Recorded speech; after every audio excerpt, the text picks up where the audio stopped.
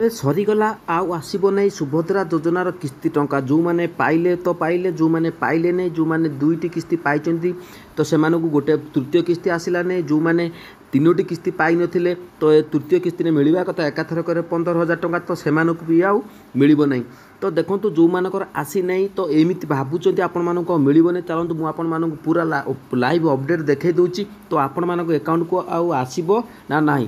ଯେଉଁମାନେ 15,000 ପାଇବା କଥା ସେମାନେ 5,000 ପାଇଛନ୍ତି, ବାକି 10,000 ଟଙ୍କା ଆପଣମାନଙ୍କ ଆକାଉଣ୍ଟକୁ ଆସିବ କି ନାହିଁ, କ'ଣ କରିବାକୁ ପଡ଼ିବ। କାରଣ ପଣ୍ଡାକେ ଭିଡ଼ିଓ ଆପଣମାନେ ଦେଖନ୍ତୁ, ସମସ୍ତ ପ୍ରକାର କମେଣ୍ଟରେ ରିପ୍ଲାଏ ଦିଆଯାଉଛି, ମୋବାଇଲ୍ ନମ୍ବର ଦିଆଯାଉଛି। ଆପଣମାନେ ଭିଡ଼ିଓ ମିସ୍ କରନ୍ତୁନି। ଯେଉଁମାନେ ଟଙ୍କା ପାଇନାହାନ୍ତି ଦୟାକରି ଭିଡ଼ିଓକୁ ଦେଖନ୍ତୁ, କମେଣ୍ଟ କରନ୍ତୁ, ମୁଁ ଆପଣମାନଙ୍କୁ ନମ୍ବର ଦେଇଦେବି। ଡାଇରେକ୍ଟ ମୋତେ ମେସେଜ୍ କରିବେ ହ୍ୱାଟ୍ସଆପ୍ରେ, ଆପଣ ସମସ୍ୟାକୁ ମୁଁ ସମାଧାନ କରିବି। ତେବେ ଚାଲନ୍ତୁ ମୁଁ ଆପଣମାନଙ୍କୁ ବତାଇ ଦେଉଛି, ଭିଡ଼ିଓ ସ୍କିପ୍ କରନ୍ତୁ ନାହିଁ। ଯଦି ସମୟ ଅଛି ଦେଖନ୍ତୁ, ନହେଲେ ଦେଖିବାର ଆବଶ୍ୟକତା ନାହିଁ। ଯେଉଁମାନଙ୍କର ପଇସା ଦରକାର ସୁଭଦ୍ରା ଯୋଜନାର ତ ଭିଡ଼ିଓଟି ଶେଷ ପର୍ଯ୍ୟନ୍ତ ଦେଖିବା ପାଇଁ ଅନୁରୋଧ କରୁଛି। ତ ଆପଣମାନେ ଦେଖିପାରୁଥିବେ ବର୍ତ୍ତମାନ ଇଏ ହେଉଛି ସୁଭଦ୍ରା ଯୋଜନାର ଷ୍ଟାଟସ୍। ଦେଖନ୍ତୁ ନାଁଟି ପଳେଇ ଆସୁଛି, ତ ମୋ ୱାଇଫ୍ଙ୍କର ସୁଭଦ୍ରା ଯୋଜନା ଷ୍ଟାଟସ୍ ମୁଁ ଆପଣମାନଙ୍କୁ ଦେଖାଉଛି। ତ ଆପଣମାନେ ବୁଝିବା ପାଇଁ ଚେଷ୍ଟା କରନ୍ତୁ, ଭିଡ଼ିଓ ସ୍କିପ୍ କରନ୍ତୁନି। ମୁଁ ସବୁ ପ୍ରକାର ଆପଣମାନଙ୍କୁ ଇନଫର୍ମେସନ୍ ଦେଇଦେବି। ଇଆଡ଼ୁ ସିଆଡ଼ୁ ଭିଡ଼ିଓ ଆପଣମାନେ ଦେଖନ୍ତୁନି, କିଛି ଲାଭ ପାଇବେନି ଦେଖିନେ। ତେବେ ଚାଲନ୍ତୁ ମୁଁ ଆପଣମାନଙ୍କୁ ବତାଇ ଦେଉଛି। ତ ଦେଖନ୍ତୁ, ତ ଆବେଦନ ସ୍ଥିତି ଆପଣମାନେ ଦେଖିପାରୁଥିବେ ବର୍ତ୍ତମାନ ସମୁଦାୟ ଟୋଟାଲ୍ ଆପଣମାନେ ଦେଖୁଥିବେ କମ୍ପ୍ଲିଟେଡ଼ ଅଛି। ଖାରଜ କାରଣ ଗୁଡ଼ିକ ଏନ୍ ଅଛି। ସଦ୍ୟତମ ତାରିଖ 11/2/2025 ଅଛି। ଦେଖନ୍ତୁ ଆକ୍ଟିଭ୍ ଅଛି ପେମେଣ୍ଟ ସ୍ଥିତି।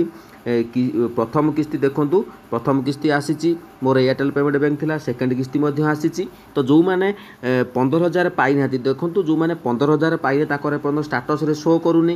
ତ ଯେଉଁମାନେ ଦୁଇଟି କିସ୍ତି ପାଇଛନ୍ତି ତୃତୀୟ କିସ୍ତି ମଧ୍ୟ ଆସିନାହିଁ। ତ ତଳକୁ ଏପର୍ଯ୍ୟନ୍ତ ଷ୍ଟାଟସ୍ ଅପଡ଼େଟ୍ ହେଇନାହିଁ। ଦେଖନ୍ତୁ ମୁଁ ଆପଣମାନଙ୍କୁ କାହିଁକି କହୁଛି, ତ ଆପଣମାନେ ଭାବୁଛନ୍ତି ମୋତେ ଆଉ ପଇସା ମିଳିବ ନାହିଁ, ତ କ'ଣ କରିବାକୁ ପଡ଼ିବ। ଯଦି ପଇସା ଆସିନି ମୁଁ ଆପଣମାନଙ୍କୁ ଅପଡ଼େଟ୍ ବତେଇବି।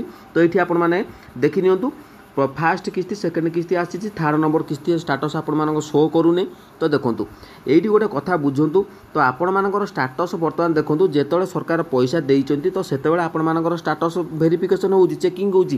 ଖାଲି ନୁହେଁ ଯେ ଆପଣମାନେ ଭାବନ୍ତୁନି ଯେ ପଇସା ଆସୁଛି ତ ଆମର ଆଗରୁ ପାଇଥିଲୁ ତ ଏବେ ବି ସରକାର ଆମର ଚେକିଂ କରିବେନି। ସମସ୍ତଙ୍କର ଚେକିଂ ହେଉଛି, କାରଣ ଏହା ଦ୍ୱାରା ସମସ୍ତଙ୍କର ଚେକିଂ ହେଉଛି।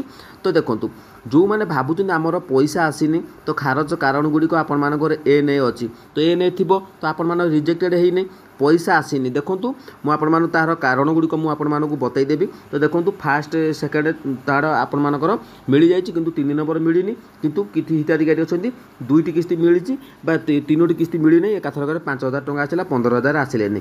ତ ମୁଁ ଆପଣମାନଙ୍କୁ ବତାଇ ଦେଉଛି, ତା ପୂର୍ବରୁ ଟିକେ ଅପଡ଼େଟ୍ ଦେଖିନିଅନ୍ତୁ।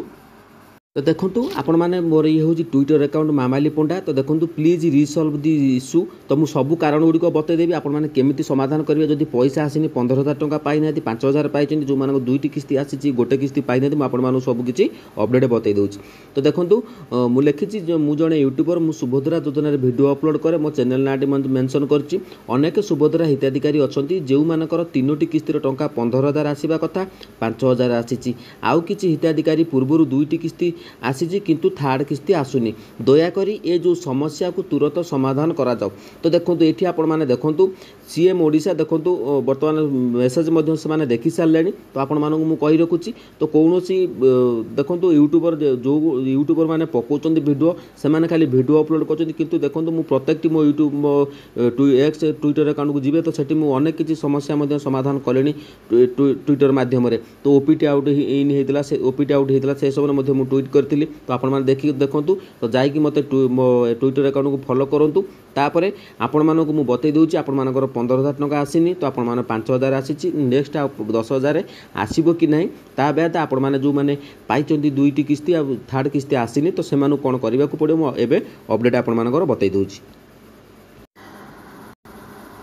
ତ ଦେଖନ୍ତୁ ଆପଣମାନେ ତ ମନେ ରଖନ୍ତୁ ଏଠି ଆପଣମାନଙ୍କୁ ଯେଉଁମାନେ 15,000 ପାଇବା କଥା 10,000 ପାଇଛନ୍ତି, ତ ଯେଉଁମାନେ ଦୁଇଟି କିସ୍ତି ପାଇଛନ୍ତି ବା ଆଉ ରେଷ୍ଟ ତୃତୀୟ କିସ୍ତି ଆପଣମାନେ 5,000 ଟଙ୍କା ଆସିନି। ତ ଦେଖନ୍ତୁ ସୁଭଦ୍ରା ଅଭିଯୋଗ ଯାଇ ଆପଣମାନେ ଗୋଟେ ଅଭିଯୋଗ ବର୍ତ୍ତମାନ ସମୟରେ ଆପଣମାନଙ୍କୁ ହିଁ ଦେବାକୁ ପଡ଼ିବ। କାହିଁକି ମୁଁ କହୁଛି ଅଭିଯୋଗ ଦେବେ, ଗୋଟେ ଆପ୍ଲିକେସନ୍ ଦେବେ। ଯଦି ଆପ୍ଲିକେସନ୍ ଲେଖିପାରୁନାହାନ୍ତି ତେବେ ମୋତେ କମେଣ୍ଟ କରନ୍ତୁ, ମୋର କମ୍ୟୁନିଟି ପୋଷ୍ଟକୁ ଯିବେ, ସେଠି ମୋର ହ୍ୱାଟ୍ସଆପ୍ ନମ୍ବର ମୁଁ ସେୟାର କରିଛି ବା ସୁଭଦ୍ରା ଯୋଜନା ଯେବେଠାରୁ ବାହାରିଲାଣି। ତ ଯାଇକି ମୋତେ ହ୍ୱାଟ୍ସଆପ୍ରେ ମେସେଜ୍ କରନ୍ତୁ, ମୁଁ ଆପଣମାନଙ୍କୁ ଆପ୍ଲିକେସନ୍ ପଠାଇଦେବି। କିଛି କରିବାକୁ ପଡ଼ିବନି।